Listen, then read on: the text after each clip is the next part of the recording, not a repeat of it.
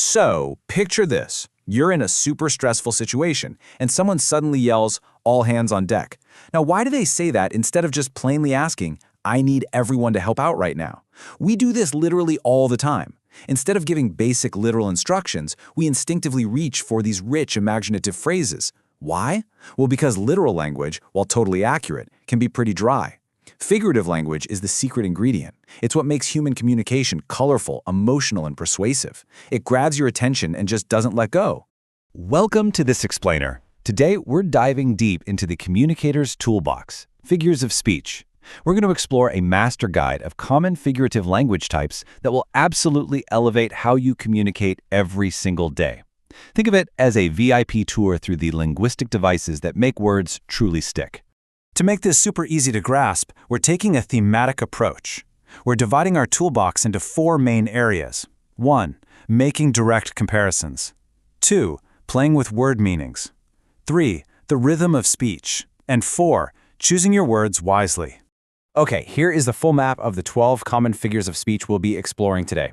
Now, don't worry about memorizing all of this right this second. We're going to unpack these one by one. Every single box you see here represents a unique way to inject emotion, clarity, and real impact into the things we say. Honestly, if you're ever challenged to make a 30-second video that actually captures attention and stops people from scrolling, you're going to need exactly these tools to make every single word count. All right, Section 1, Making Direct Comparisons. This is all about how we use familiar things to explain entirely new concepts. Let's break down the 2 absolute heavy hitters of comparison, the simile and the metaphor. So, on the left, we've got the simile. This is a comparison that explicitly uses the words like or as. For example, he is brave like a lion. You're plainly stating that one thing shares a trait with another. Simple enough, right? But look on the right.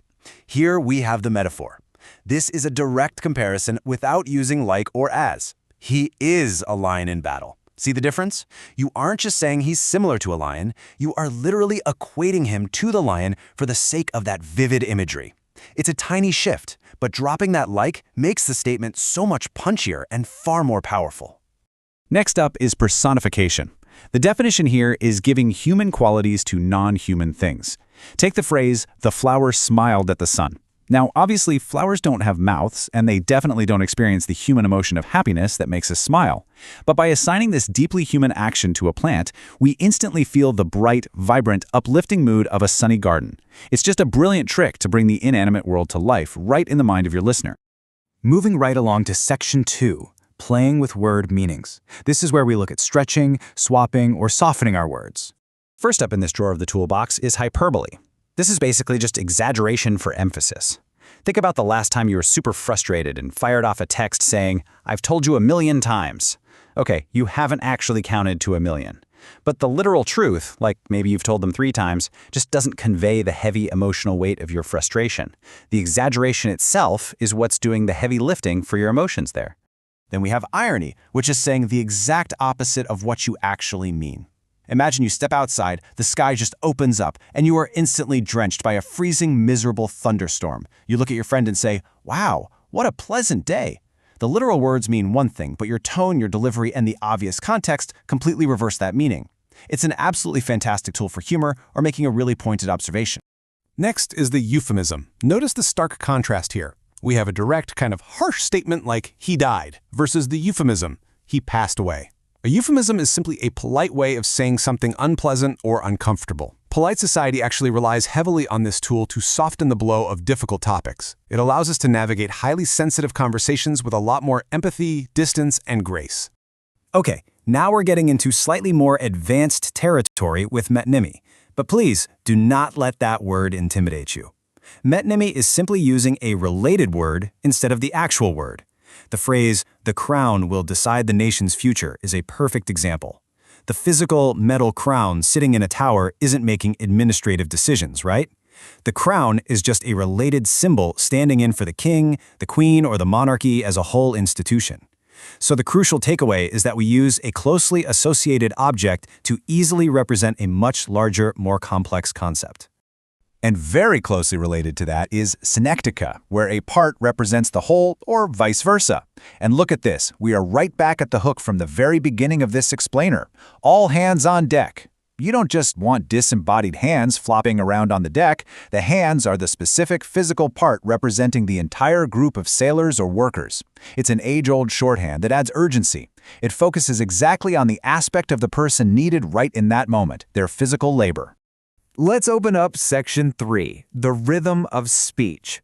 This is all about using sound to make your words really stick. A classic example of rhythmic language is alliteration. This is when the exact same sound is repeated at the beginning of closely connected words. Take the famous tongue twister, "She sells seashells by the seashore." Listen to the pacing of those repetitive S sounds. It creates this distinctly musical quality, right? A rhythmic bounce that makes the phrase catchy and incredibly memorable. Honestly, it's no surprise that advertising slogans and brand names use this trick constantly. Then we have the incredibly fun onomatopoeia. These are words that literally imitate the actual sounds they describe. Boom, bang, splash. These words don't just represent some detached idea. They physically sound like their meaning when spoken aloud. It instantly injects an immense amount of energy, texture, and action directly into your sentences.